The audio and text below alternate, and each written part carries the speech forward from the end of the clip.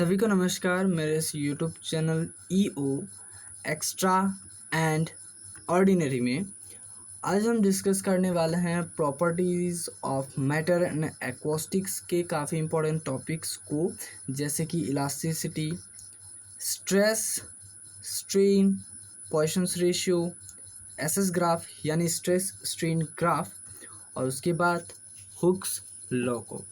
तो without wasting a second चलिए start करते हैं आज का ये सेशन। सबसे पहले जान लेते हैं कि मैटर क्या चीज़ है। So what is matter?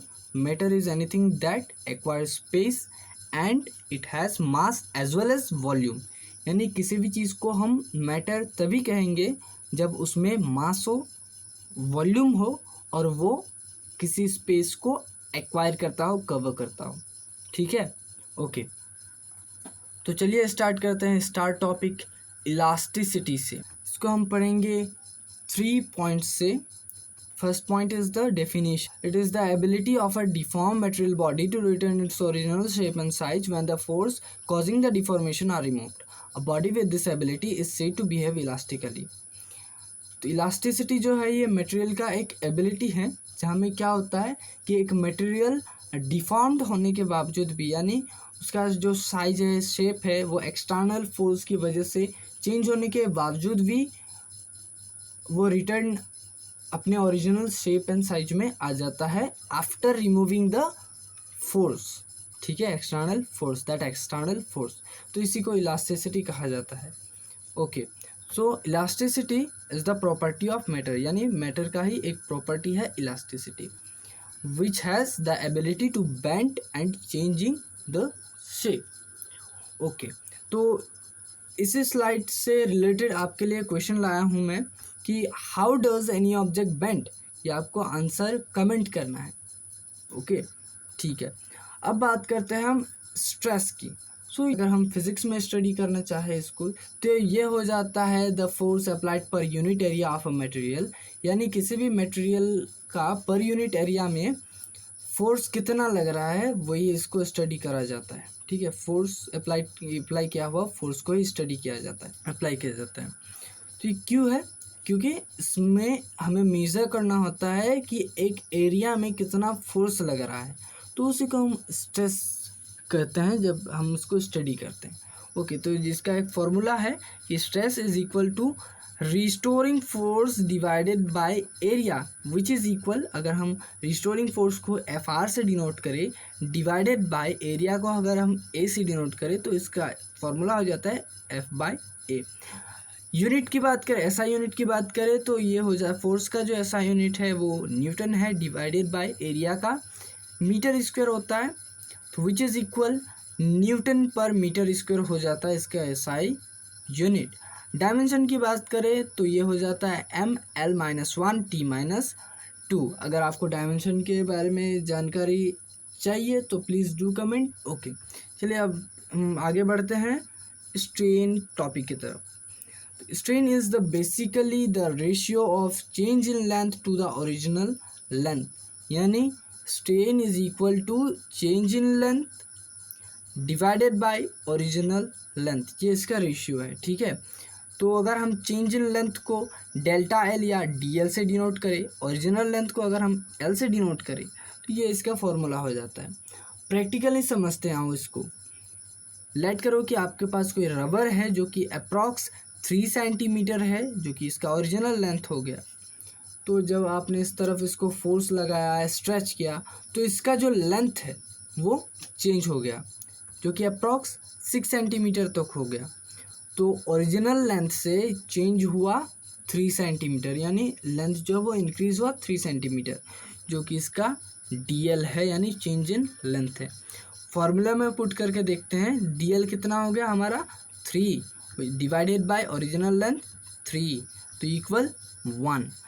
इस स्लाइड में आपके लिए और एक क्वेश्चन है कि इसका यूनिट एंड डायमेंशन क्या है। अगर आपको पता है, if you know the answer of these 2 question, please do comment. Okay, तो इस स्ट्रेन को हम और डीपली पढ़ते हैं इसके कैटेगरी से।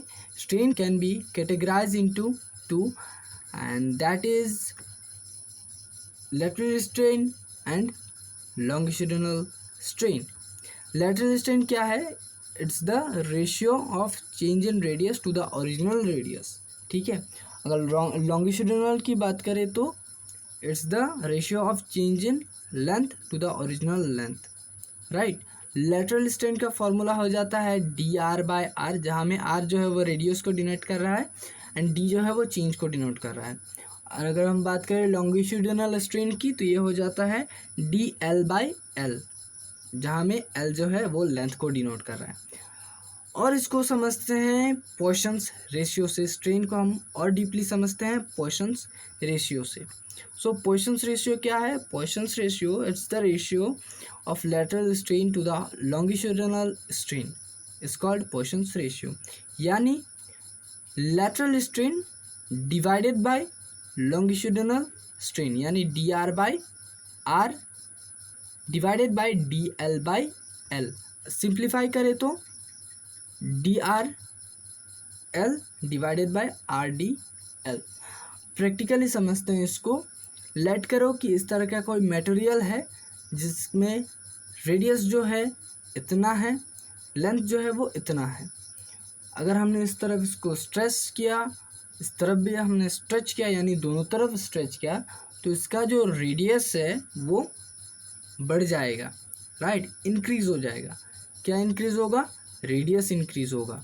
तो ये कौन सा स्ट्रेन इसमें हो रहा है? Lateral strain. जहाँ में रेडियस की बात हो तो वो हो गया हमारा लेटरल स्ट्रेन, यानी इसमें हम लेटरल स्ट्रेन को स्टडी करेंगे। मान लो कि अगर हमने इसको नीचे की तरफ स्ट्रेच किया होता तो इसका जो लेंथ है वो चेंज होकर इतना हो जाता, जो कि इसका लेंथ जो है चेंज हो जाता। तो ये लॉन्गिट्यूडिनल स्ट्रेन को स्टडी करना होगा, राइट, ओके। तो अब बात करते हैं दूसरा स्टार्ट टॉपिक, यानी हुक्स लॉ के बारे में। हुक्स लॉ क्या है?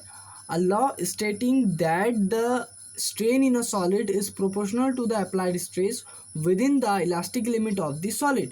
यानी ये लॉ तभी वैलिड है जब किसी सॉलिड का जो स्ट्रेन है वो प्रोपोर्शनल है अप्लाइड स्ट्रेस के, बट वो भी सॉलिड के इलास्टिक लिमिट के अंदर, ठीक है। तो इसका फॉर्मूला है F = -kx। ये फॉर्मूला मैंने अपने SHM वाले वीडियो में भी बताया था इस फॉर्मूले के बारे में। सो अगर आपने उस वीडियो को नहीं देखा है, लिंक डिस्क्रिप्शन में है, please do check, okay, right. तो इसमें वेयर Fs जो है ये स्प्रिंग फोर्स है, K जो है वो स्प्रिंग कंस्टेंट है, X जो है वो स्प्रिंग स्ट्रेच और कंप्रेशन है। इस फॉर्मूले को यानी Fs = -kx फॉर्मूले को हम और एक तरीके से लिख सकते हैं, which is stress by strain equal constant. Constant को k से डिनोट कर रहे हैं अभी, तो k जो हो जाएगा, स्ट्रेस का ऐसा यूनिट है न्यूटन पर मीटर स्क्वायर और स्ट्रेन का ऐसा यूनिट है मीटर बाय मीटर। तो कंस्टेंट का, इस कंस्टेंट का ऐसा यूनिट हो जाता है न्यूटन पर मीटर स्क्वायर, ओके। तो here is a equation y = mx + c। ये क्या है? Equation of a straight line. अगर लेट करो कि c = 0 हो तो y = mx हो जाएगा, जहाँ में m = y/x। अगर y जो है वो स्ट्रेस के बराबर है, x जो है वो स्ट्रेन के बराबर है, तो m जो है वो k के बराबर हो जाएगा। इस स्ट्रेट लाइन की इक्वेशन में m जो है वो स्लोप माना जाता है। सो अगर ये m जो है वो स्लोप है तो k भी स्लोप हो जाएगा। तो इसको एक ग्राफ से समझते हैं। ये हो गया हमारा ग्राफ, जो कि y एक्सिस ऊपर की तरफ, x एक्सिस ये रहा। अगर बीच में ये हो गया इसका स्लोप, जो कि m और k है, राइट। तो इस ग्राफ को हम स्ट्रेस स्ट्रेन ग्राफ से अच्छी तरीके से समझते हैं। तो आगे बढ़ते हैं। ये हो गया इसका ग्राफ, स्ट्रेस स्ट्रेन ग्राफ है, राइट। तो इसको नोट कर लेते हैं पहले। y एक्सिस में स्ट्रेस हो गया, x एक्सिस में स्ट्रेन हो गया। ये जो पॉइंट है ये O पॉइंट है, ये A point, C point, B point, D point, E point and F point, okay. तो O से B तक का जो डिस्टेंस है इसको हम कहते हैं इलास्टिक रीजन, यानी इस रीजन में कोई भी मटेरियल इलास्टिक बिहेवियर करेगा, ठीक है। और बी से डी तक का जो डिस्टेंस है इसे कहा जाता है यील्ड पॉइंट, जहाँ में बॉडी बिकम टाइट, यानी बॉडी जो है वो टाइट हो जाता है। और बी से ई तक का जो पॉइंट है, डिस्टेंस है, इसे प्लास्टिक रीजन कहा जाता है, जहाँ में प्लास्टिक कोई भी मटेरियल, कोई भी बॉडी प्लास्टिक के रीजन के अंडर में आ जाता है। और एफ रीजन में ब्रेकिंग द स्ट्रेंथ, यानी स्ट्रेंथ जो है वो ब्रेक हो जाता है। चलिए इसको एग्जाम्पल से समझते हैं।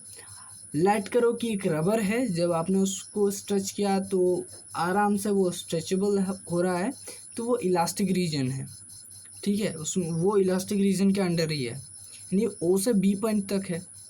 जब आपने थोड़ा और स्ट्रेच किया तो वो यील्ड पॉइंट के अंदर आ गया, जहाँ में बॉडी जो है वो थोड़ा टाइट हो गया, यानी प्लास्टिक रीजन के अंदर भी आ गया, राइट। ओके, सो अगर आपने फिर से उसको स्ट्रेच किया तो ई पॉइंट के एंड तक आ जाएगा। जब आपने स्ट्रेच किया तो वो ब्रेक हो गया, क्योंकि वो प्लास्टिक रीजन से भी ज़्यादा हो गया, इसलिए वो ब्रेक हो गया। ओ ए जो लाइन है ये हुक्स लॉ का एक ग्राफ है, जो बॉक्स जैसा बनाया गया है, राइट। ये जो बॉक्स है, ओके, तो ये क्या है, ये हुक्स लॉ फॉलो करने वाला रीजन है। इस बॉक्स के रीजन में ही हुक्स लॉ फॉलो करेगा, ठीक है। ओके।